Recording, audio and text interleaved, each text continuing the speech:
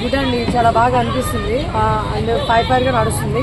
ఇప్పుడు మళ్ళీ ఇంకో ట్విస్ట్ అయితే మనకి మళ్ళీ ఇచ్చారనమాట. ఏంటంటే Bharani garu permanent house ఉండబోతున్నారు హౌస్మేట్గా, and Sreeja గారు వెళ్ళిపోతున్నారు. దిస్ ఈజ్ అన్ఫెయిర్ అండి.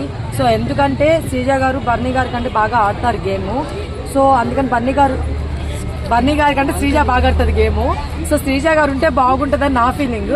బట్ ఇక్కడ బన్నీ గారు ఉంటున్నారు, శ్రీజ గారు వెళ్ళిపోతున్నారు. ఎందుకంటే ఏదైనా పాయింట్ చెప్పాలన్నా సరే, ఎవరితైనా సరే, మాధురి గారు సైతం కూడా తను భయపడకుండా ప్రతి ఒక్కరిని ఉన్నట్టు మాట్లాడుతుంది. అలాంటి వాళ్ళు బిగ్ బాస్ హౌస్ లో ఉంటేనే బాగుంటుంది తప్ప ఇలా కాదనమాట.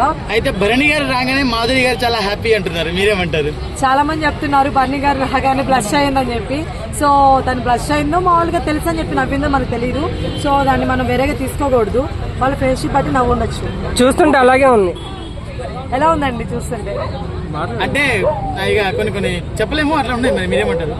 అది ఏం చెప్పలేకపోతున్నారు. సరే మేడం, సరే భరణి గారు అయితే అదంతా పక్కన పెట్టేదు. ఓకే, అయితే మేడం నిన్న జరిగిన గేమ్ లో డెమాన్ పవన్ ఆట ఎలా ఉంది? డెమోన్ పవన్ చాలా బాగా ఆడాడు నిన్న. సో చాలా రోజుల తర్వాత మళ్ళీ డెమోన్ పవన్ ఇస్ బ్యాక్ అని చెప్పుకోవాలి. చాలా బాగా ఆడారు. కాకపోతే రీతుతో గొడవ అవుతూనే ఉంది కదా, అది కొంచెం తగ్గించుకుంటే ఇంకా బాగుంటుందని నా ఫీలింగ్ అనమాట. కాదు, రీతుని నిన్న కింద పడేశాడు కదా బెడ్ మీద. రేపొద్దున నాగార్జున వచ్చిన తర్వాత ఏమన్నా డిబేట్ పెడతారా? రీతుని డిమాండ్ పవన్ బెడ్ మీద పడేశాడు కదా, తోసేసాడు కదా. సో దాని మీద ఏమన్నా నాగార్జున ఏమన్నా డిబేట్ పెడతాడా వచ్చాక? అంటే లేదు, యాక్చువల్ గా ఖచ్చితంగా డిబేట్ అయితే ఉంటుంది. ఖచ్చితంగా డిబేట్ కాదు, అది తిడతారు ఖచ్చితంగా. ఎందుకంటే ఒక అమ్మాయిని ప్రాబ్లం ఏంటంటే, అమ్మాయి అయితే చాలన్నమాట, వాళ్ళు టచ్ చేసినా తిడతారు, అబ్బాయిని కొట్టినా తిడతారు. అదే అమ్మాయి కాలుతుందండి అనుకో, బై మిస్టేక్ తగులుంటదయ్యా అంటారు. కానీ ఇక్కడ బిగ్ బాస్ లో నాగార్జున గారు అలా చేయరు, కానీ ఖచ్చితంగా క్వశ్చన్ చేస్తారు. సో అది నా ఫీలింగ్ అనమాట. డిమాండ్ పవన్ ఉంది. నేను ఈ రోజు వీడియో చూసి నాకు అనిపించింది, అంటే అమ్మాయితో మాట్లాడటం వేరు, ఇలా పట్టుకొని లాగేటప్పుడు పడిపోయింది అనమాట. కరెక్ట్ కాదని నా ఫీలింగ్ అనమాట. అమ్మాయి నువ్వు వచ్చి నియంత్రణ మాట్లాడేంత వరకు నేను మాట్లాడను అని చెప్పేసి డిమాండ్ పవన్ చెప్పాడు. కానీ తర్వాత మళ్ళీ ఈమెయిల్తో వెళ్ళి పక్కన వెళ్ళి ఊరికే పులిహార కలుపుతాడు, మీరేమంటారు? బేసిక్ గా ఫస్ట్ ఆఫ్ ఆల్ ఇది బిగ్ బాస్ హౌస్ అనే విషయం వీళ్ళిద్దరు మర్చిపోయారండి. అంటే పులిహార హౌస్ అంటారా?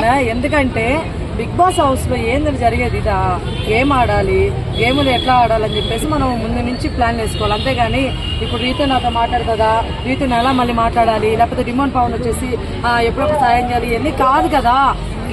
గేమ్ ఆడండి, ఫస్ట్ గేమ్ ఆడి తర్వాత ఇవన్నీ చేయండి. అయితే వీక్ మొత్తం ఇమాన్యుల్ బాగానే ఉంటున్నాడు, కానీ నామినేషన్ డే రాగానే తనుజ మీద వచ్చి ఎక్కుతున్నాడు అని చెప్పి చెప్తున్నారు, మీరేమంటారు? యాక్చువల్గా ఏం జరుగుతుందంటే ప్రతి ఒక్కరు కూడా బయట నుంచి వచ్చిన వాళ్ళైనా సరే, హైపర్ ఆది కానీ, లేదంటే నాగార్జున గారు కానీ, లేకపోతే మిగతా వాళ్ళు ఎవరు అమర్దీప్ కానీ, నెక్స్ట్ ఇప్పుడు వరకు వెళ్ళిన టైం వాళ్ళందరూ వచ్చిన వాళ్ళు కూడా ప్రతి ఒక్కరు ఒక హింట్ అయితే ఇచ్చారు తనుజాకి, ఓకేనా, మెయిన్ నువ్వు ఉన్నావని. అది ఇమాన్ గారు పాయింట్ తీసుకున్నారనమాట. సో అందుకని చెప్పేసి ప్రతి ఒక్కరు కూడా ఏంటంటే తనుజని టార్గెట్ చేస్తున్నారు ఆల్మోస్ట్. ఇంకా మన ఇమాన్ కూడా నేను కూడా టార్గెట్ చేయకపోతే బాగోదేవ్ అని చెప్పి తను కూడా టార్గెట్ చేస్తున్నాడు. తనకి పోటీగా ఉంది కాబట్టి టార్గెట్ చేసి నామినేట్ చేసి హెల్మెట్ చేస్తే చాలా హ్యాపీ ఫీల్ అవుతాను అనుకుంటున్నాడు, కానీ అది జరగదు. సో ప్లీజ్ ఇమాన్ గారు మీ టార్గెట్ ఇంకొంచెం సైడ్ తిప్పుకుంటే చాలా బాగుంటుందని నా ఫీలింగ్. రీతు ఓటింగ్ లో మాధురి గారు లిస్ట్ లో ఉన్నారు, మీరేమంటారు?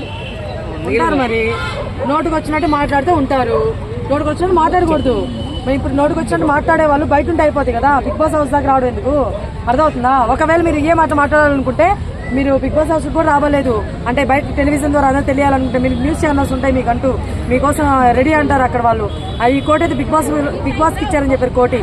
ఆ కోటి ఇక్కడ ఇచ్చే బదులు న్యూస్ ఛానల్స్కి ఇస్తే మిమ్మల్ని ఇంకా హైలైట్ చేస్తారు కదా. రీతు పవన్కి ఎందుకంత చనువిచ్చింది? చనువేం లేదండి, వాళ్ళతో ఫ్రెండ్షిప్ అండి, అది చనువు అనకూడదు. మనం ఇప్పుడు కూడా నేను లవ్ అని అనట్లేదు, రీతుని కానీ డిమాండ్ పవన్ లవ్ అని అనట్లేదు. వాళ్ళ ఫ్రెండ్షిప్ అది, వాళ్ళ బాండింగ్ అది, వాళ్ళ కనెక్షన్ అది.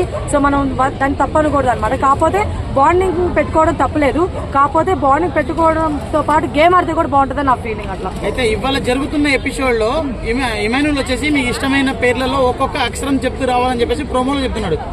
అయితే రీతు వచ్చేసి పవన్ పేరు చెప్తుంది, డెమోన్ వచ్చేసి అమ్మ అని చెప్తున్నాడు. మరి రీతు పవన్ పేరే చెప్పడానికి ఎందుకు అంత? రీతుకు పవన్ అంటే ఇష్టము, ఉన్న వాళ్ళలో తనే నమ్మింది, సో తన పేరే చెప్తుంది. కానీ డిమాండ్ పవన్ కి రీతు కంటే కూడా వాళ్ళ ఫ్యామిలీ అంటే ముందు ఇంపార్టెంట్, తర్వాత రీతు. సో వాళ్ళ ఫ్యామిలీ గురించి చెప్తారు ఆబ్వియస్లీ. మరి ఇప్పుడు ఎండాకాలంలో వర్షాలు పడడం కరెక్టేనా? ఎండాకాలంలో వర్షాలు పడటం అసలు కరెక్ట్ కాదండి. ఇక్కడైతే ఓకే, అక్కడ మాకు బేసిక్ గా ఏపీలో నిజంగా వర్షాలు పడుతుంటాయి ఈ టైంలో. ఇక్కడ హైదరాబాద్